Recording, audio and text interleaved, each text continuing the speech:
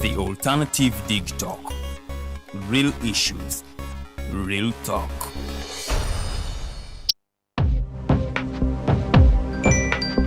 What at the church, though? Tawali man, what's up? Man, can you imagine people just dump everywhere? Someone drinks water and throws the bottle wherever. Come on, Rogers. What else do you expect people to do with an empty bottle? Simanya now recorder. Did you know that plastics take at least 450 years to decompose? What? That's a long time. Exactly. Because plastics are made out of a lightweight and flexible material that doesn't decompose easily. And plastics everywhere in the environment cause plastic pollution. What is plastic pollution now? It is the accumulation of plastic waste in the environment, like bottles, polythene bags, straws. All of these contribute to plastic pollution. I have been using them without knowing their effect. Yeah, a lot of people have. Plastics are a danger to the ecosystem, both on land and in water. So how can we overcome this problem? Is there something we can do? Oh yes, we can reduce by minimizing the use of plastics, reuse by repurposing them, or recycle by collecting and processing them into new products. Everyone wants to change the world, but no one wants to change themselves for the world. How about we change our habits for the world? And it starts with me and you. This message is brought to you by Alternative Digitalk. Hi Rogers, can I ask you something? Shoot. What does corruption mean? Well, summarily, corruption is abuse of public power for personal gain or for the benefit of a group to which one owes allegiance. For example, when a public office is abused by an official accepting or soliciting a bribe. By the way, private people can be corrupt too, like bribing police officers to escape fines. Okay. So exactly how does that concern me? Well, do you pay taxes? I guess, yeah. What does that have to do with this? Everything. Because those taxes you pay are supposed to facilitate services you use, like water, electricity, roads construction, medicines in hospitals, name it. Okay, that is much bigger than I thought. But it can be stopped, right? Well, yes it can, although it may not be as easy as it sounds. And here is the reason why. Corruption roots are grounded in our country's social, political, economic, bureaucratic traditions and policies. So, what has kept it going this long? I mean, why don't we stop it? Well, the main reason why it has been here for so long is because institutions are weak, either as a result of poorly defined ethical standards of public service, weak administrative and financial systems, or ineffective watchdog agencies. What can we do to stop it? At a national level, we must focus on strengthening the independence and effectiveness of public institutions that fight corruption. At a personal level, we must commit to never giving a bribe. I promise I'll never give a bribe. Well, that's a great decision you have made.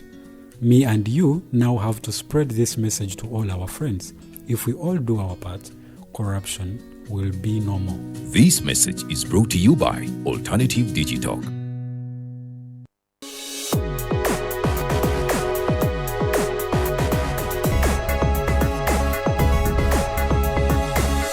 The Alternative Dig Talk. Real issues, real talk.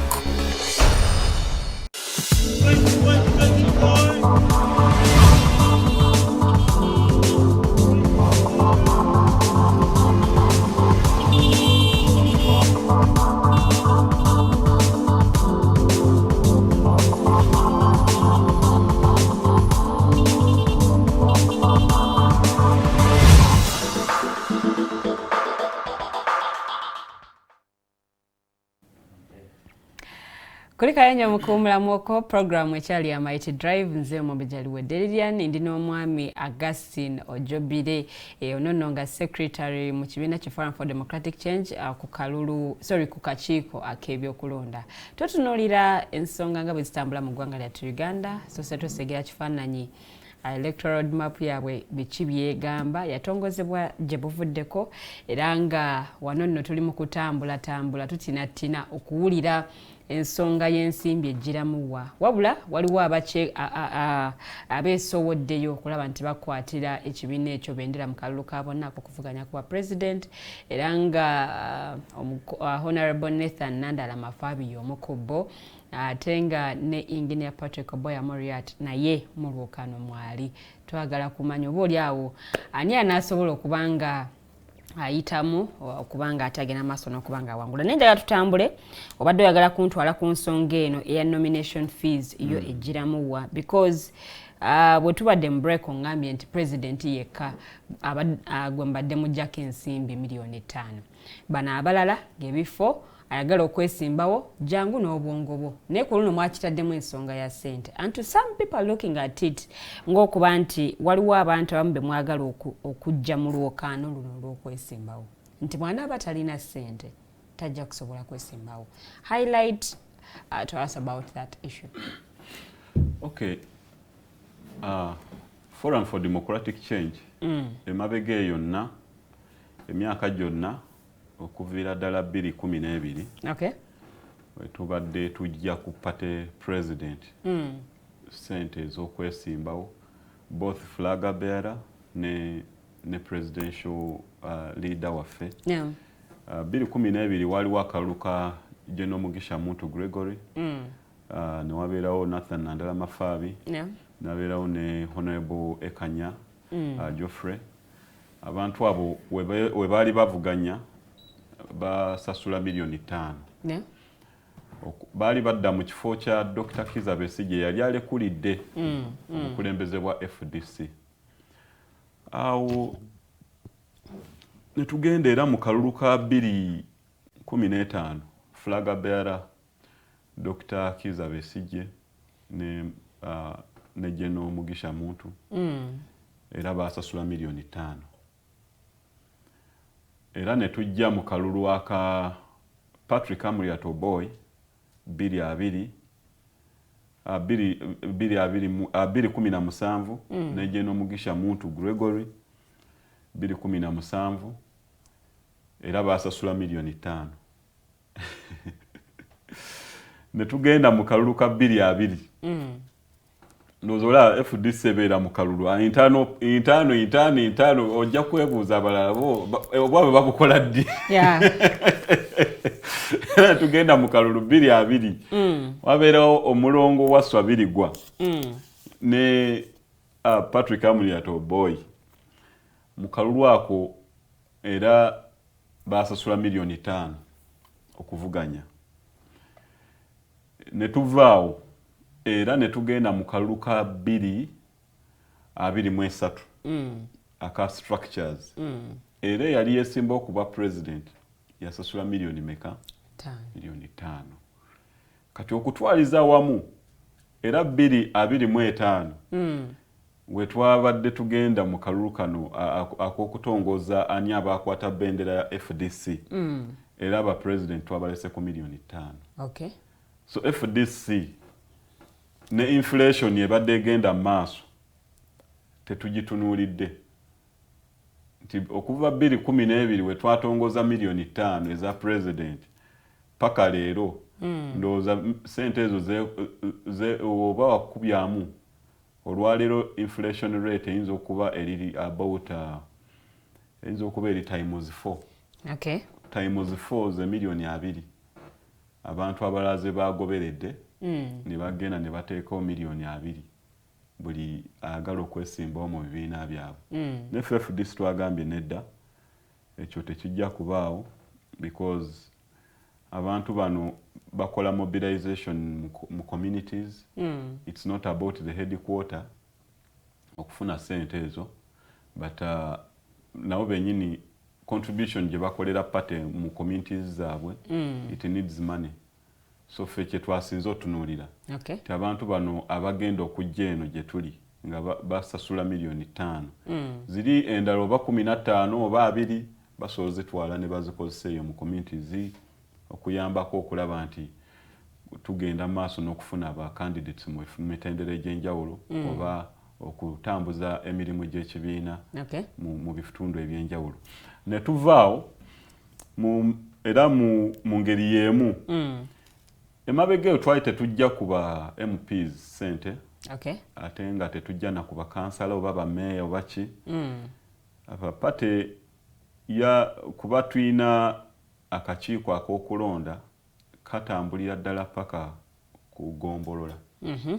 Tubeera n'abantu babiri abatuyambako ku mirimu gino egy'ebyokulonda mu district ne tubeera n'abantu babiri abatuyambako buli gombolola ng'abantu bano be batuyambako okukola emirimu we tutali kati nga bino nga electoral roadmap yaffe esoma okutandika nga 2 Ogwomukaaga tugenda kuba abantu bajja kuba banona empapula ez'obwa MP.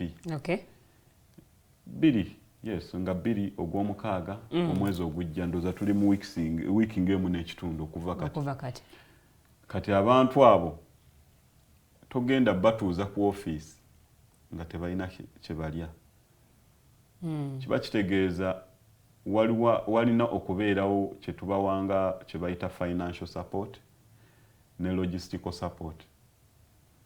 Kati pate we yasinzidde negamba ba MP buli agala okuvuganya ku bwa MP atuweeyo emitwalo 10.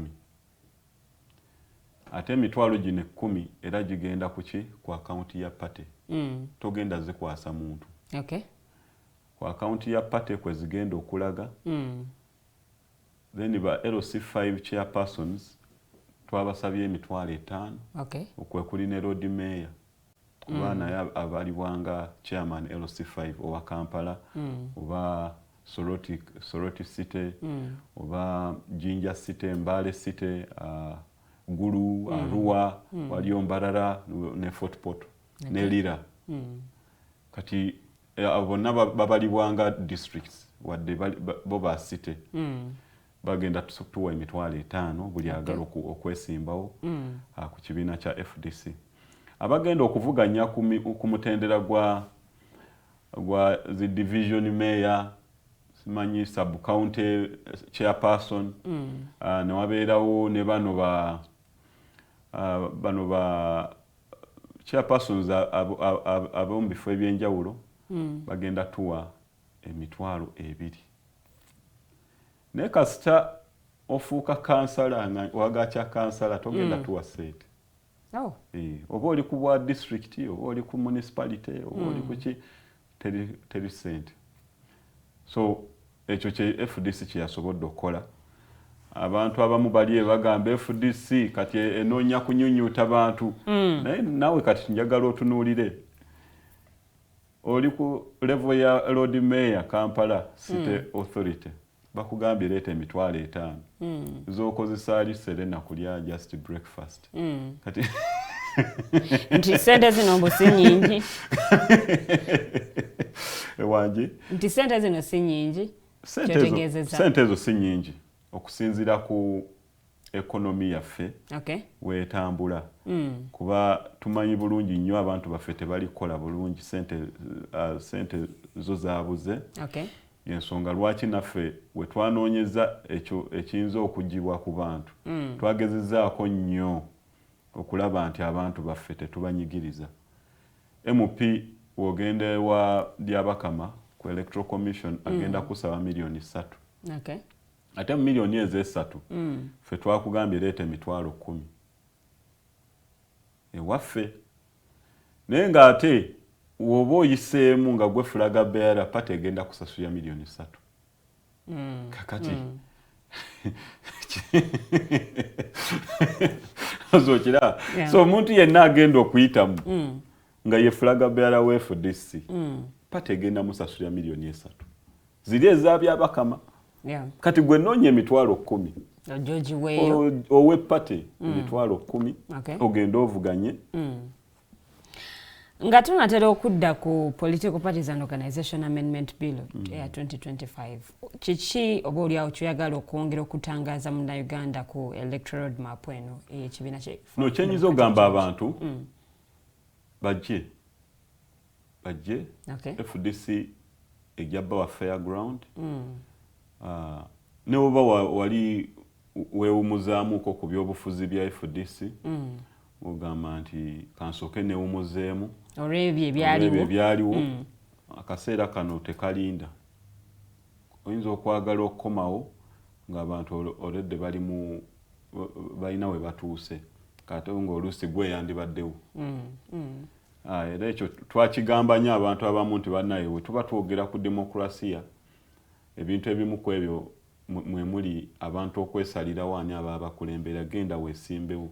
Okay. Va mu bino ebintu ebigenda mu maaso musimanyi teweesimba otovuganya biki abamu ne balowooza nti byakusaaga olwaleero bali emu zi district basumbuwa abantu kakati nange funa wonyiga wakiri nsobole okulonda mu kamyufu ebintu ng'ebyo olusi bityoboola ebitiibwa byaffe kati mu kifo ky'okulinda akaseera kali akazibu jangu mu budde buno bwennyini okole ki ovuganye oba bakulonde oba banakuwa buwi oba banakuwa buwi mu district yo ne bagamba nti munnange fe mu district yaffe twasazeewo gundi ono gwe tuwadde fe kwedikwotwa olusi tuba n'amaanyi matono nnyo kuba district weba esazeewo tepinza kuwakanya district eba esazeewo era mu ngeri y'emu ngenda kuba nange waliwo omukyala gwe bayita Namale Priska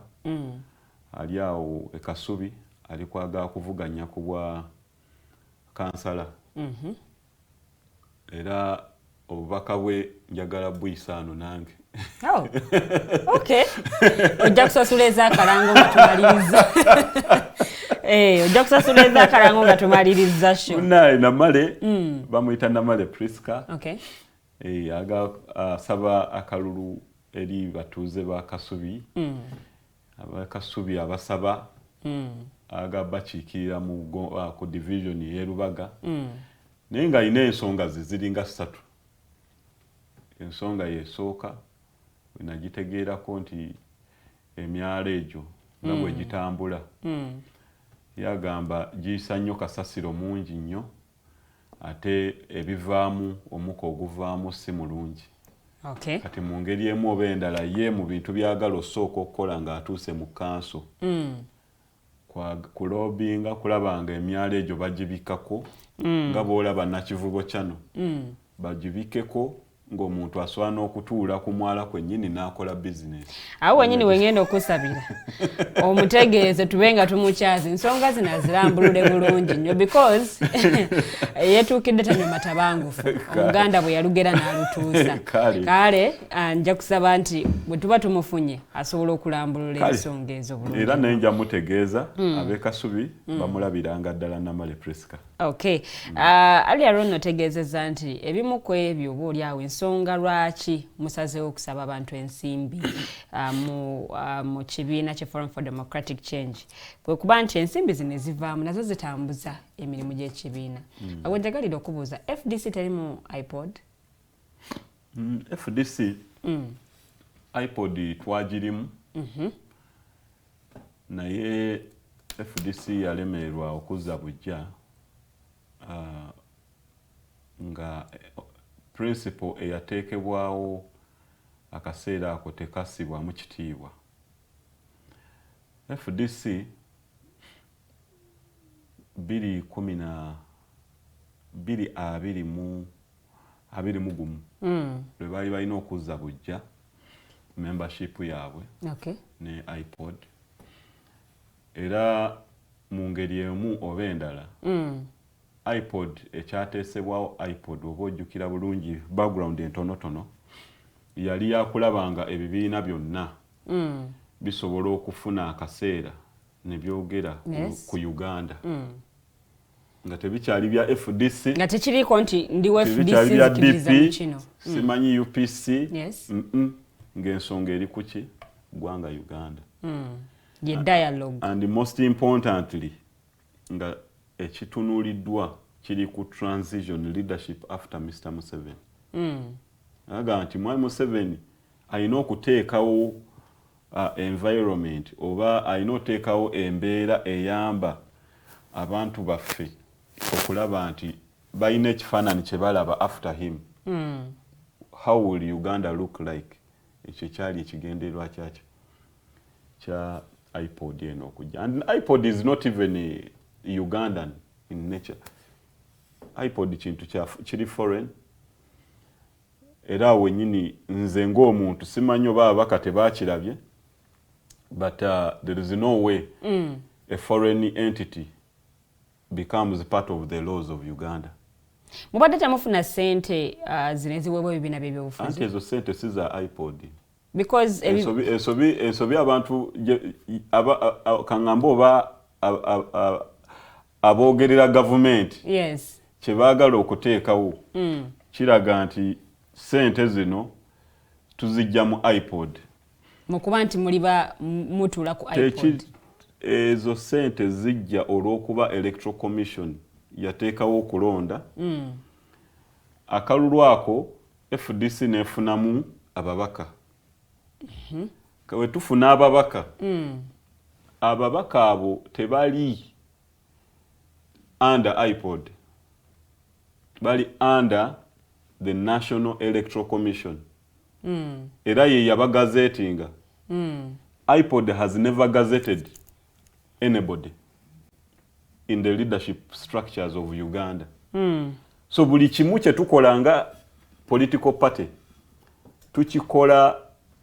under the supervision of Electoral Commission so ebyo byonna bye boogera ku iPod mbusimanyi you see I read the objective of that law which says that ebibiina eby'obufuzi ebitaagala kolagana simanyi na iPod ebitaagala kwetaba mu nkuŋŋaana za iPod baziggyeko ki ensimbi tebaddamu kufuna sente but also bill eraga nti political parties would be required to demonstrate their commitment to accountability and transparency oba oyogera ku accountability tuzitwala mu iPod do you need to force people to go to iPod accountability akuwa sente go accountingira kyova olaba when people vote for us when people vote for us yes we must go back to people and account when you give me money ngati digital yagambye Ojobile agenda kwesimbawo neffe tumwagalako kino nakiri tugenda muwa financial support I must come back an account to digital mbagambe nze mwantuma mu parliament ku nsonga yaki yaba amawulire ganti ensonga yaba amawulire twagala ogyogereko ABCD kati the moment I step there one of my accountability roles to digital is to make sure that I go to parliament and present at least a bill on media era nkomomba gambe bannaye nagitaddeyo naye ideas kizemba nkola ki zemba nyongeramu abantu bali okusobola okukibayinga bakitwale mu maaso nga mumpa ebiroozo byammwe kuba mwantuma you have a role you played in my leadership that is why we go to the communities netwogera n'abantu netwagala nenjagala ontume mu nsonga z'ogenda okuntuma wandiroozezza nkole kuki yensonga lwaki n'amateeka gano gadde galina okudda mu bantu kuba abantu be basindika babaka bano tebabagamba mbu kakati nga we tukusindise genda okole buli kyoyagala why are political parties so against this bill kyengezaako okuleetera kikino nti accountability gye boogerako electoral commission buli lwempa sente yes nenga nti zizino nkuwadde ogenda kola ABCD ogenda zikozesa because they know I'm in politics bayinza obutampa nti zikozese wano na wali they know I am going to do what they call leadership and the political activities yes the moment a quarter is done I must submit my returns and I've done that to Electoral Commission. Is the Electoral Commission complaining? No. So Parliament should have asked, when you're talking about accountability issues, is Electoral Commission complaining about political parties not submitting in their returns? Katananyo kankusalemu ekirimi. Engineer Patrick Oboya Moriad. Yayitibwa okubaako views ezawaayo ku bill eno. Ekyo nakyo kiri very absurd. Ekituufu kiri nti bawandiika ebbaluwa for the sake of writing. Why do I say so? Olunaku lwe baasoma etteeka eryo mu parliament omulundi ogwasooka I think it was a Tuesday. We basoma etteeka eryo on Tuesday, is it 7th? last week. The other week. It must have been 7th. We basoma bill eyo sawa ndoza zalinga 8 ku 9 oba ku 10. Waliwo member of parliament here raising an issue. Nagamba, you see, you people, you've not even involved the stakeholders in this, and those are the political parties. So who is going to benefit out of this if stakeholders who are the beneficiaries of a law are not involved? Awo wenyini ne banguwa ne batumakira katu parliament ne kiraka teyali nawo ne bagamba someone sign for era ne bamusigningira awo for Mwesige teyaliwo, Adolphe Mwesige teyaliwo, niwabeerawo yamusigningira oba yopiyo, I forgotten the name, kamusigningire ebbaluwa zino zigende mu budde buno bwennyini. Era ebbaluwa FDC just nti ffe tulwawo ku office naye teyanditusanzeewo. Ffe ebiseera ebisinga tubeerawo nga tukyalina bye tukola ne tuvaawo 12. Ebbaluwa yatuuka ssaawa 11 n'eddakiika 25 outside office time.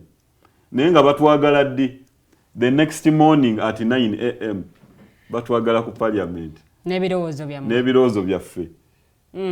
Bill eze for the first reading tubadde tetugirabangako, ogituwadde ku ssaawa 11 n'eddakiika 25 outside office working official working hours. Woletedde ebbaluwa naye ng'oli kuyita president ayagala abeereyo ne tiimu ye ku ssaawa 3 ez'okumakya. Meaning that you want these people to stay awake the entire night to read through the bill, the amendments, then go look at the amendments and then bring the alternative views. Okay? Ekiro. And you think it must just happen like that. Abantu tebalina programs. Abantu abakulu babeera na programs za mwezi mulamba. Actually, people don't understand this.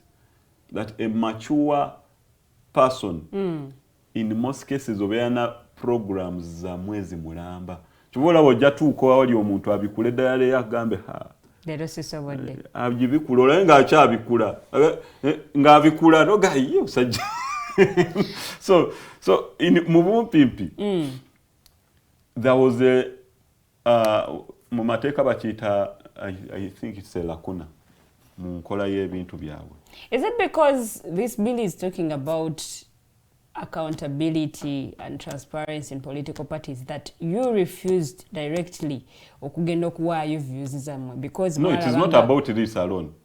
They had this bill of they had the bill of the UPDF. Byonna byali bitambulira awo ebiti. Byali bitambulira wamu. Kati ffe ngaba stakeholders tetusobola subjecting to a process where we know that we cannot adequately really represent you. Because we wrote back and asked for more time. They never responded to us. We told them, please, obudde bwo bwatukutte tetwasobodde naye mutuweeyo obudde obulala. Paka leero jo bayisiza bill. Nalabye omukulembeze wa UPC ku floor ya parliament y'ensonga gy'awaka kuba nti bill eno yayisiddwa mu mutima mubi. Mutuufu olw'okuba when we are talking about the Political Party and Organizations Act, there was nothing to be changed in that law. There's nothing.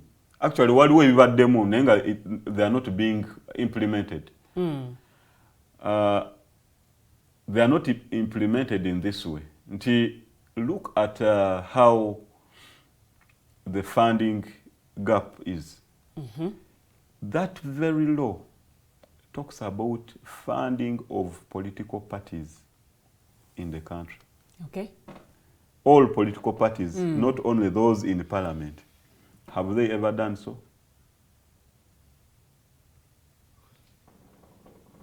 So they have never. And from the time even the first memorandum was signed for those other political parties in the parliament, it also stated that in the election year, those political parties should be given equal distribution of funds. Has it ever happened? It has never. So if the opposition puts government on check. Okay, the opposition checks government. Yes. Why don't you want you to be checked? Mwabali called on government. Nobody has refused us from being checked. Even as you see government, it has not complained about our accountability because we have submitted in our returns. The moment you give me money, you expect me to tell you that I have spent it here, here, here, and here. The moment there are deficits, because omba mulambi senti tugenda kola A, B, C, D. Ojaku mwa report njagala ndabe mwagamba mugenda kola kino. Have you done it? Mugenda kola na kino. Have you done that? That is the return. That's why we are talking of returns. We give returns, and the returns are receipts, checks, and all these other financial documents which indicate how expenditure has been done vis-a-vis the income you gave us. So we tuba tuogera ku nsonga ya accountability, nze nabadde ndowooza electoral commission yerina complaininga. Actually babadde balina nogiyita mu parliament babagambe abantu bano mubabanja tinedda obaye ono mumubanja mmeka timunaye twamuwa sente milioni 2 weyaleeta returns zaali ziraga nti expenditure gye baakola yali ya milioni 9. Where is the 110? Who took it? So awo ne bafaultinga party noga nti your accountability is lacking. Waliwo omuntu ali kubba sente. But then that has not happened. So where is the accountability question coming in the law? You see, that's where I think the spirit in which they brought this law is totally ill. It's just to force Ojobile gendo tulene mutabani wa Museveni muhozi mutese kuki. Watugambe wali nti ensonga ezogerwa mu iPod ziba ku ggwanga lyattu Uganda. Anti kakati kyoba omanya, is Mr. Museveni willing to talk about Uganda? In a meeting where he's invited at 8 a.m. and he comes at 9 p.m. Okay? Does he even respect that other people have other duties? Obaloza yeye kaya ine emirimu. Koze emirimu jo gitegekeddwa. They are scheduled. And everyone working for him is paid by the state. For me, if I want something to be done for me, it is me to pull money from my pocket and pay. Yeah. Which is different from his. So the day we say tuinayo programs zaffe ezokunganira wamu okwogera ku Uganda, everybody needs to respect the other. Does Mr. Museveni respect other leaders? Oba oli awo ze zimu ku nsonga zimwetaaga okwogererewa nga gwolina okwogera naye agenda kujja ku ssaawa 3 ez'ekiro nga mwamuyise ku 2 ez'okumakya. Agenda okujja nga mukooye. You no longer even want to talk. Wanyini wenjagala tusalire of course tuingize. Mainze ndi musambi wa kapiira. Ne UPDF Amendment Bill 2025. Nze ndi musambi wa kapiira. Wogenda ku kisaawe. Tiimu eri endala neetalabika. There's a way you feel. Ti otuuse babagambye omupiira gutandika ssaawa 8. Abantu bono n'obapapya nogaba nne essaawa ziri n'okungana abalala okubeegattako. Essaawa ziri 6. Tetunava wano. 2 hours omuntu agenda mu kisaawe olina kubeerawo 1 hour owumule or getting relaxed before you enter the field. Kakati ssaawa zino twakedde ssaawa zigenda mu 9. Tiimu eno tetugiraba. Ogaba ne mukendeza mutugabira obonero. Ne refari naye nakugamba tubalinde. abeera mwenkanya. Tomanya bayinza okujja oluusi babako n'ebibakutte mu kkubo. Anti tabanda bwenkanya mu mateeka agafuga eby'omupiira. Mwenna muteekeddwa okubeerawo at least 30 minutes before kick off. Kati 30 minutes before kick off wemba temuliiwo basuubira nti mujja kutuuka nga mwambadde n'okwambala. Mugenda kwambalira mmotoka nga mutambula. Mutuuke muyingire buyingizi ki? Kisaawe. Kati that is what happens. Kuba lwaki nkyogera kyali kitutuuseeko nga tusamba empiira gy'ebibiina wano e Lugogo. FDC yali egenda kusamba era kyali kibiina kya NRM era. Yes, it was NRM. Ne tuyingira ekisaawe ne babayita. Bannange tiimu ya NRM muyingire ekisaawe kakati tubawadde eddakiika 5. Ebulayo 4. Omusajja ali ku microphone ng'alanga ebula 3. Ebula 2. Ebulemu. Obubonero tubugabidde FDC. Obubonero bumeka? 3. Maachi eddako ng'egenda mu maaso. Kati bajja ngeri maachi ewedde n'okugwa. Bannaye twali tulina osamba ate tetwasambye. Babuuza lwaki temwasambye. Munaye tubadde ku kyamisana nga temuswana sindika kapiteni wammwe. Kale waakiri ajje yeegayirira. Era ne era aba officials kati bino bye nkugamba.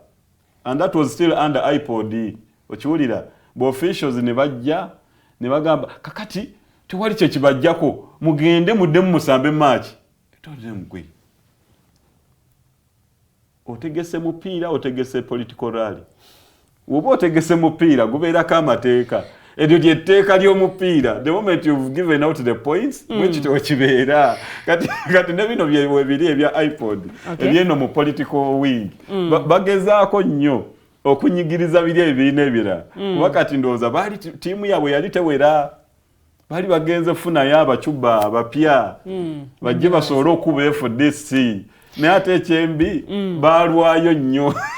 Mwami Augustine, tuyingizeemu UPDF Amendment Bill 2025. What are your thoughts ku bbago lino? Because katulindidde mukulembeze wa ggwanga kubanga ateekako omukono. Ekisookera ddala FDC olunaku luli yayita ababaka baayo ne bajja ku kitebe era ne bakuba tooki mu tteeka eryo kye litegeeza. Okay. Era nsiima nnyo Honorable Yusufu Nsibambi eyakunga ababaka ba palamenti abasobola okujja ku kitebe ne bakuba tooki mu tteeka eryo engeri gye lirimu. Era Honorable Yusufu Nsibambi ya presentinga document nga omanyi nti ye mu nsonga z'amateeka mu ggwanga muno gw'ataasomesa ndowooza ye mupya eyakayingira eby'amateeka. Naye nga abo bonna boolaba abali mu mitendera simanyi high court simanyi biki bayitiddeko mu mikono gye. Kuba kati awezezza emyaka 6 ate nga yasomesa kumpi emyaka 25. Kati emyaka 25 waba yali asomesa amateeka gwe ng'osomerayo emyaka 4 gwe kubyamu tooki akubamu funa ekirowoozo jasi mu bwongo obwo yasomesa bameka. Kati tooki gye yakuba yatulambulirira ebintu byali bibiri byokka. Agamba ekifuula etteeka lino ekintu ekiri vague biri ebintu bibiri. Ekisooka naga nti we baali bakola kye bayita judgment mu Supreme Court mu musango gwa Michael Kabaziguuka, omulamuzi yanokolayo ensonga eyali very clear ga nti civilian abeera civilian, munamagye abeera munamagye. So by all standards teri teeka litwala civilian muki mu kooti ey'amagye, mu kooti y'amagye. Ekyo ne kibanga kiri very clear kyavaayo muki mu Supreme Court. Okay. N'amaani agamba ensonga ey'okubiri nti teri teeka liwa palamenti buyinza kukyusa teri teeka liweebwa palamenti kukyusa judgment ya Supreme Court. Ekyo tekiriiyo. So palamenti ne bweteesa negenda paka wa tebalina buyinza obwo bukyusa kiri mu Supreme Court. Ekikyusibwa Supreme Court era ebeera muntu kusaba review mu Supreme Court mwenyini. Yaga nti munnange kati eteeka lino mwaliyisiza naye nze nina bwendaba ebintu bino temwagoberedde mitendera mituufu. So ekyo wekibeerawo ne balyoka baddayo ate ne bakola review ne bakyusa ensala eyasooka. Naye ate palamenti teyina ki byebyo ebintu bibiri. Jeeyo nagamba kisookera ddala civilian is a civilian. Ne civilian bw'abanga ayambadde ebyefaanaanyiriza oba ayambadde oba alina ebintu ebirina okukozesebwa mu nnamagye. Anti katiraba. How do you explain that? That is kiringa okuŋŋamba nti abaana batuula ali ebweru ne batandika okuzannya nze daddi gwe mami babeera bafuuse ba daddi na mami. I don't think so. So nze okwambala olugoye just pass a law which clearly says nti temwambala engoye ezefaananiza n'ez'amagye. I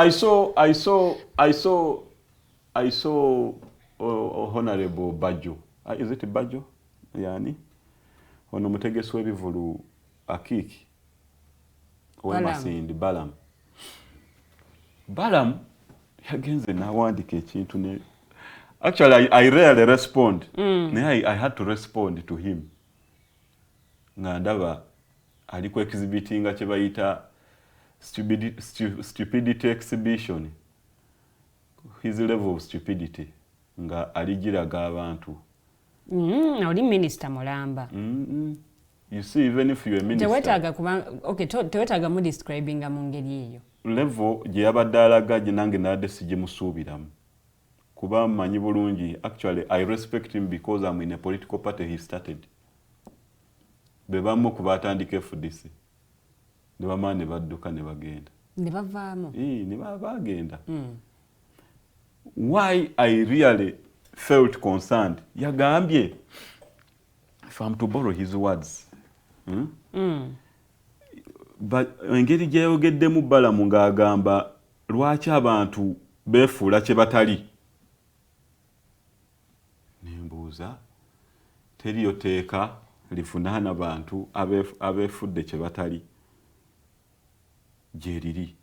Era gwe olwaleero weweefuula Norman. Noga nti nze Norman era mbadde njagala ojje tukole bino nga birimu maybe sente naye nga gwe plan yo yakola ki yakunziba.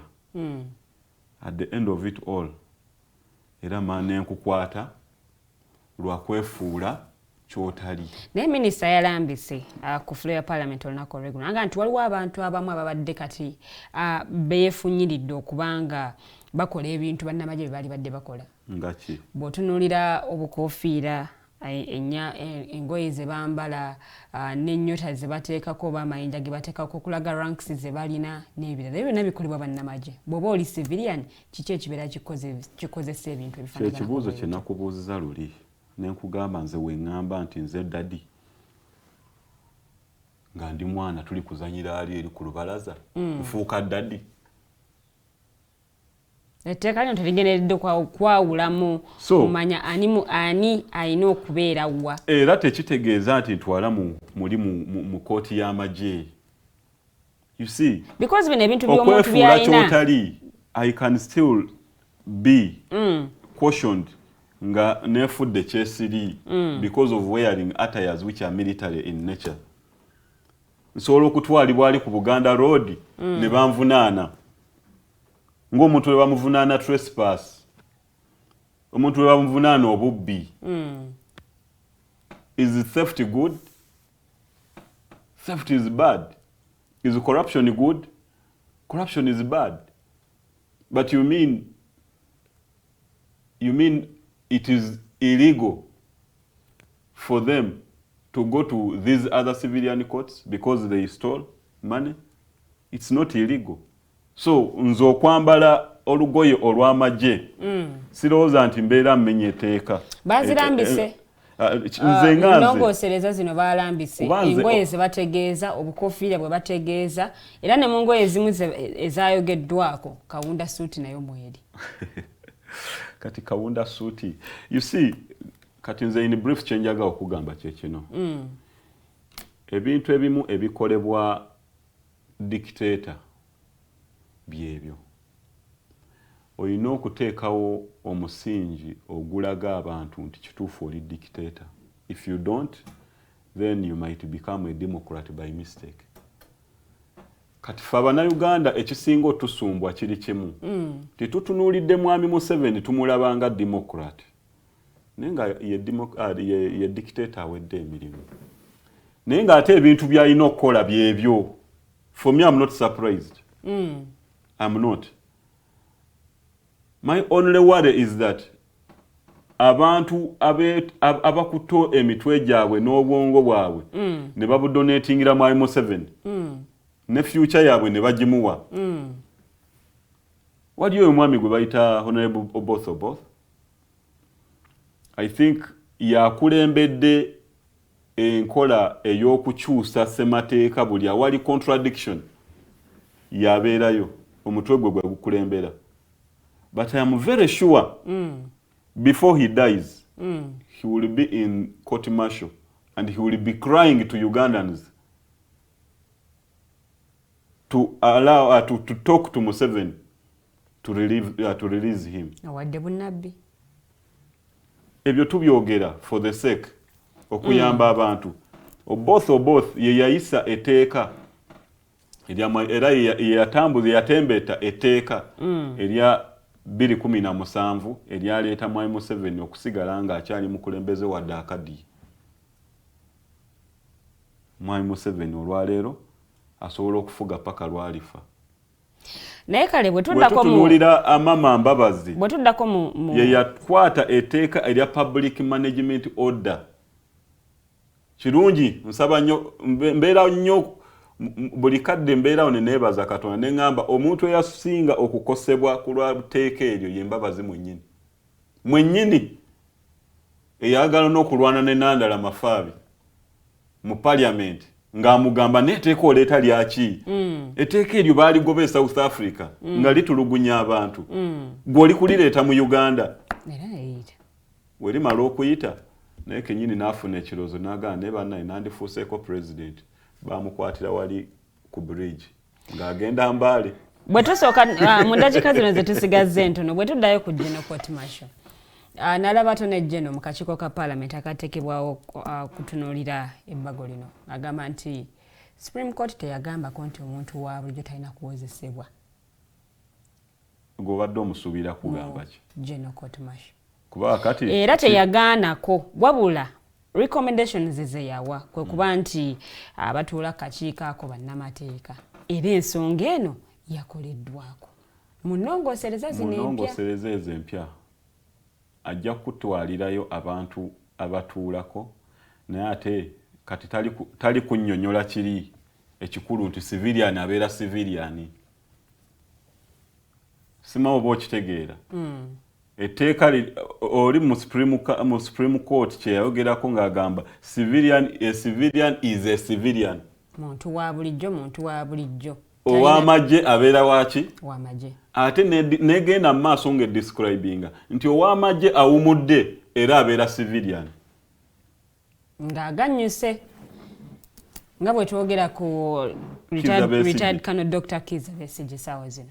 abeera takyali munnamagye aba takyetaaga kuwozesebwa muli kuba kiri kya kuteeka mpisa mu munnamagye abeera akoze eki ensonga temuli kuziteeka mu buteesi bya bufuzi si bya bufuzi teeka judgment eyo osobola okugifuna n'ogyesomera. Njagala tuwunzike n'enneeyisa y'aba opposition gye bayolesezza olunaku olw'eggulo tukitwale nti kati kafuuse kaze bwe wabeerawo ebbaga eriisibwa oba etteeka eriisibwa bo balina kwekandaga bwekandazi ne bafulumanga. Anyway, I have a problem with our opposition. Saga kulimba. Buli lwe munkyaza wano, I think I am disturbed with the way we do things. Because batugamba bagenda beera mu lutuulo. Olunaku olw'eggulo, it was a different thing altogether. Nze ng'omuntu, I want to tell you, I am disturbed by the way we do things. Nti tetuli foresighted, tetuli critical, tetuli analytical. Tukyali mu showbiz. So kino kye bakoze gye yadde showbiz. It is a showbiz. It is a showbiz. It's a showbiz. Bawakanya biri mu nnongoosereza zino. You see, the moment you say nsooka tebeebuuziddwako naawe kennyini okikonfaminze waneeno ebirowoozo byabwe tebyaweereddwa. But let me tell you this. Ebiseera ebyo nga tukyalina critical leadership. Olaba Nabwiiso omugenzi kati nolaba Salaamu Musumba nolaba ba Regani Okumu nobeera n'abantu nga waliwo omusajja naye yawumula ali eyo hepatite Professor Hepatite nobeera n'abantu nga Bakasiano Wadri you'd really see there was some critical information coming out from our leaders. Abantu abasinga abali mu opposition leadership saawa zino banoonya ngeri ya kuwangulamu bululu. Kyekisingidde ddala otukosa. We are not looking at the future of this country. Okay. This country is bleeding. This country is bleeding, and we are going to be condemned by our kids. Our kids are going to abuse us. They are going to insult us. Because we are handing over a bleeding country to them. A very sorry state of country Uganda is today. And I feel sad. This is the trend our country is taking. Into opposition, yes, even if we are powerless, but who is taking that critical role and responsibility to think about Uganda in opposition? We are that is not Uganda. That is not Uganda. What views do they have? Nebo bawulira ku TV bakugamba ki? Bagenda kuddukira mu kooti. Ekyokugenda mu kooti, they will go. Yes. But I'm talking of a critical reasoning before the law is passed.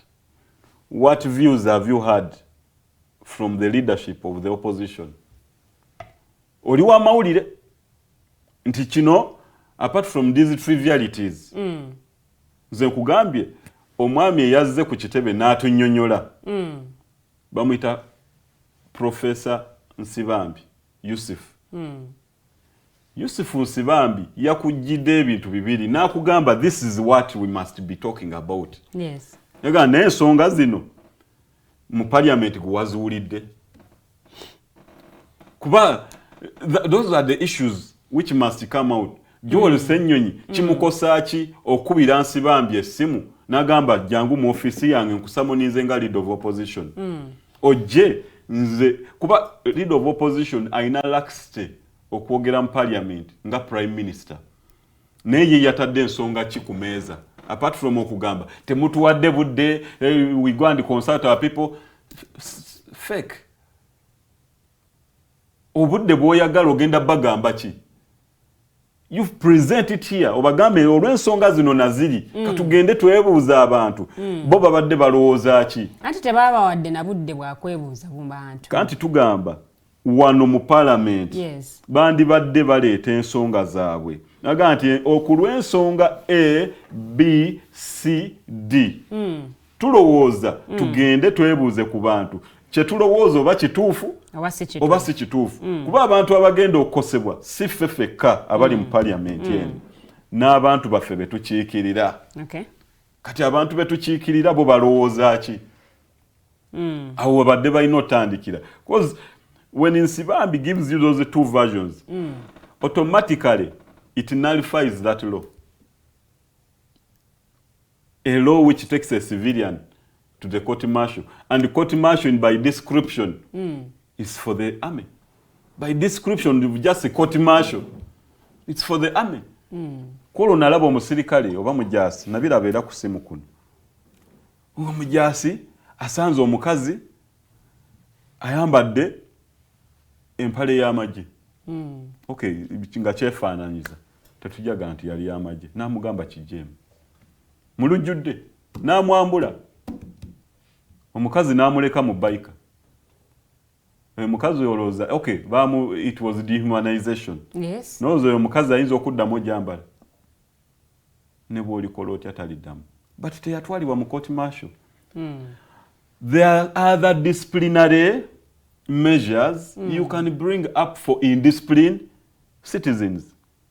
Kyenkugambye wekibanga ekyo kyekibaluma ennyo nga tebaleetanga tteeka eryo ku bana abantu abaasoga abakazi mu bitundu byabwe ebyama entebe naga nti okay the moment we find that you have murdered or you've killed ojja genda mu kooti y'amagye kuba amagye ge gaweebwa obuyinza okutta mu lutalo gegoka kakati nze atali mu lutalo wemba nasse kati nange bantwale mu kooti martial kuba obuyinza bwabali nabutwala nabuteeka mu mikono gyange naye lwaki otunulira lugoye yayambadde olugoye awesabira oba obubaka bw'obusiibula mwami Augustine olwakadde okutwaliza wamu nga Uganda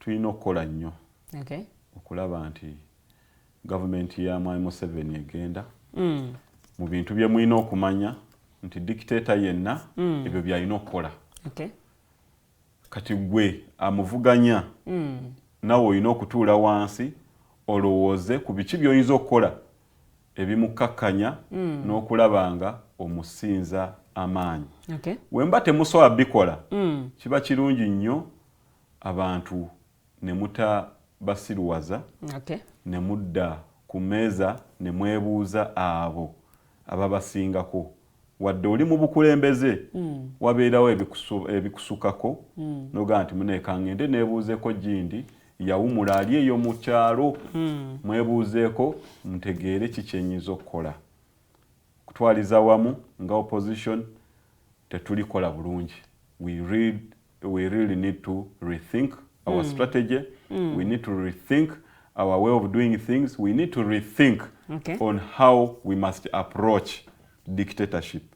dictatorships fall era nze ninamu ekirowoozo ekigamba nti mwami Museveni takyali ku steering wheel wotunuulira how his son operates on social media and you see the silence from the dad then you see how the son praises the impunity kirina okuwa ekyokulaba nti ekirabika waliwo ekigenda mu maaso either waliwo ku taking a place nga tebanaba kitugamba bugambi oba eri about to take place so mwami Museveni ne mutabani we waliwo ekigenda mu maaso kyetulina okuwa obudde twetegereze ng'opposition tulowooze nnyo tuve mu kulooleza mu piraawo okulooleza mu masuuti ag'okugenda mu serena suits tubeere eyo turelaxinge tugende mu swimming pool simanyi tugenze mu bivulu kusanyukamu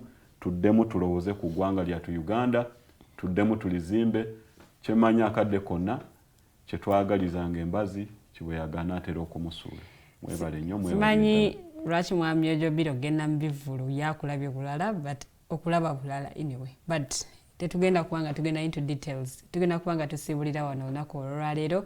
Njagala kwebaza omugenyi wange olwakadde kawaddeyo okulambulula ku nsonga nga bwe zitambula mu ggwanga lyattu Uganda. Njagala kubeebaza ttiimu gye nkoze naye omukulu Jeremiah Mukiibi n'omwami Ali alibawo wano. Sigenda kubanga nsukkawo, njagala okubaagaliza olunaku olulungi. Tube nga tusisinkana omulundi ogujja. Mweraba.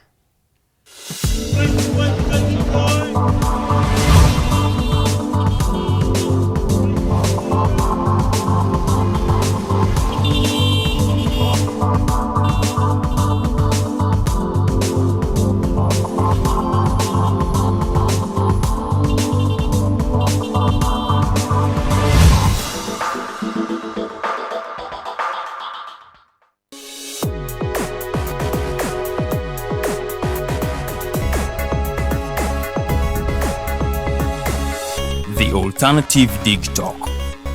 Real issues, real talk.